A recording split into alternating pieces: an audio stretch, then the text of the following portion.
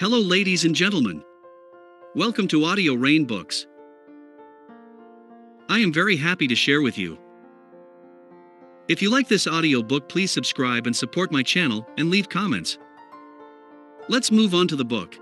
Drive by Daniel H. Pink. Print audiobook. Get my searchable collection of 100 plus book notes.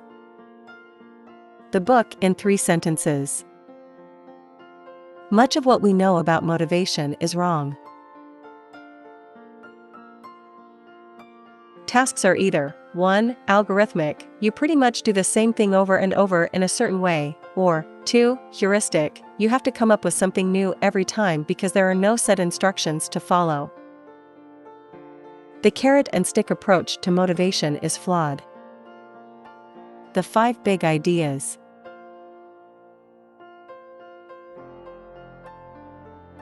Researchers have found that extrinsic rewards can be effective for algorithmic tasks, those that depend on following an existing formula to its logical conclusion. But for more right-brain undertakings, those that demand flexible problem-solving, inventiveness, or conceptual understanding, contingent rewards can be dangerous. Goals that people set for themselves and that are devoted to attaining mastery are usually healthy. But goals imposed by others can sometimes have dangerous side effects. We have 3 innate psychological needs: competence, autonomy, and relatedness. Research shows that the secret to high performance isn't our biological drive or our reward and punishment drive, but our third drive, our deep-seated desire to direct our own lives, to extend and expand our abilities, and to live a life of purpose.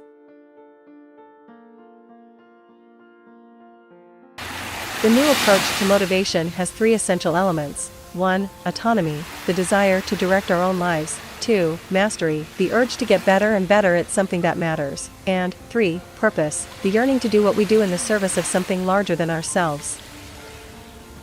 Drive summary.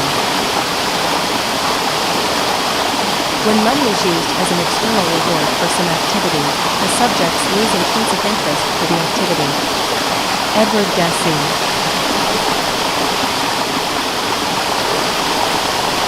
When children didn't expect a reward, receiving one had little impact on their intrinsic motivation. Only contingent rewards, if you do this, then you'll get that, have the negative effect. Why? If then rewards require people to forfeit some of their autonomy.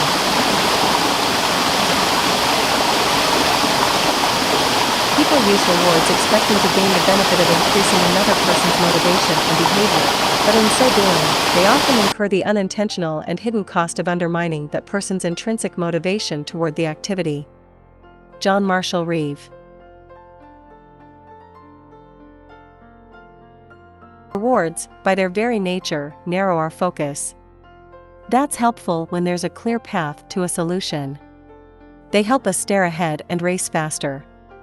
But if-then motivators are terrible for challenges, like the candle problem. As this experiment shows, the rewards narrowed people's focus and blinkered the wide view that might have allowed them to see new uses for old objects. Teresa Amabile and others have found that extrinsic rewards can be effective for algorithmic tasks, those that depend on following an existing formula to its logical conclusion. But for more right-brain undertakings, those that demand flexible problem-solving, inventiveness, or conceptual understanding, contingent rewards can be dangerous. Instead of increasing the number of blood donors, offering to pay people decreased the number by nearly half. Goals that people set for themselves and that are devoted to attaining mastery are usually healthy. But goals imposed by others, sales targets, quarterly returns, standardized test scores, and so on, can sometimes have dangerous side effects. Goals may cause systematic problems for organizations due to narrowed focus, unethical behavior, increased risk-taking, decreased cooperation, and decreased intrinsic motivation. Use care when applying goals in your organization. Get people fired up with the prospect of rewards, and instead of making better decisions, as Motivation 2.0 hopes, they can actually make worse ones. The 7 deadly flaws of carrots and sticks. They can extinguish intrinsic motivation. They can diminish performance. They can crush creativity. They can crowd out good behavior. They can encourage cheating, shortcuts, and unethical behavior. They can become addictive. They can foster short-term thinking. The Sawyer effect, practices that can either turn play into work or turn work into play. The essential requirement, any extrinsic reward should be unexpected and offered only after the task is complete. First, consider non-tangible rewards. Praise and positive feedback are much less corrosive than cash and trophies. Second, provide useful information. Give people meaningful information about their work.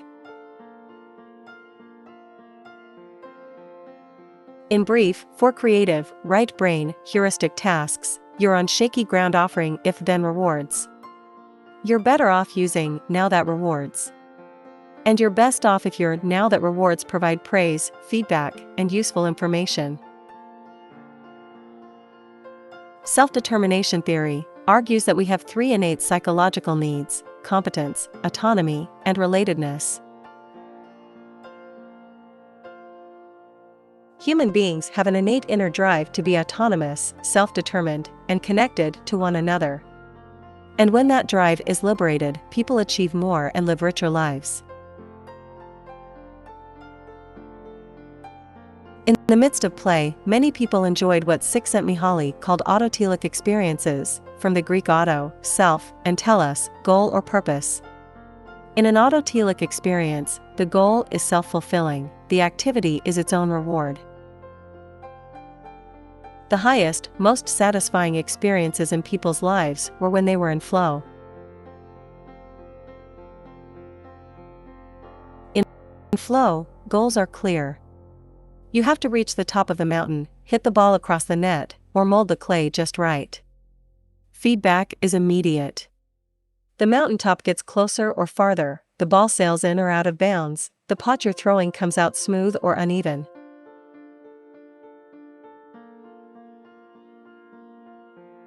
Most important, in flow, the relationship between what a person had to do and what he could do was perfect. The challenge wasn't too easy. Nor was it too difficult.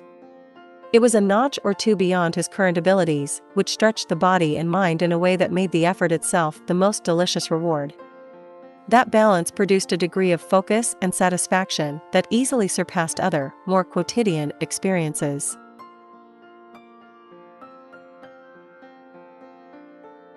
In flow, people lived so deeply in the moment and felt so utterly in control that their sense of time, place, and even self melted away. They were autonomous, of course. But more than that, they were engaged. They were, as the poet W. A. H. Auden wrote, forgetting themselves in a function. The science shows that the secret to high performance isn't our biological drive or our reward and punishment drive, but our third drive, our deep-seated desire to direct our own lives, to extend and expand our abilities, and to live a life of purpose. At the end of each day, ask yourself whether you were better today than you were yesterday.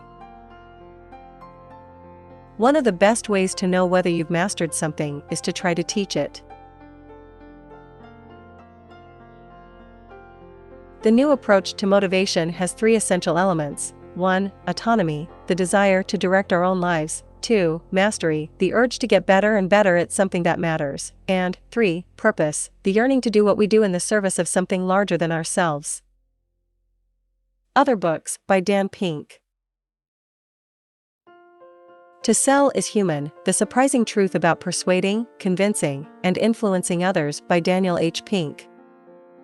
Recommended reading. If you like drive, you may also enjoy the following books. The Dip, The Extraordinary Benefits of Knowing When to Quit and When to Stick, by Seth Godin. Getting Things Done, The Art of Stress-Free Productivity by David Allen. Mindset, The New Psychology of Success by Carol Dweck. Buy the book, Drive. Thank you for listening this audiobook. I am very happy to share with you. If you like this audiobook, please subscribe and support my channel and leave comments.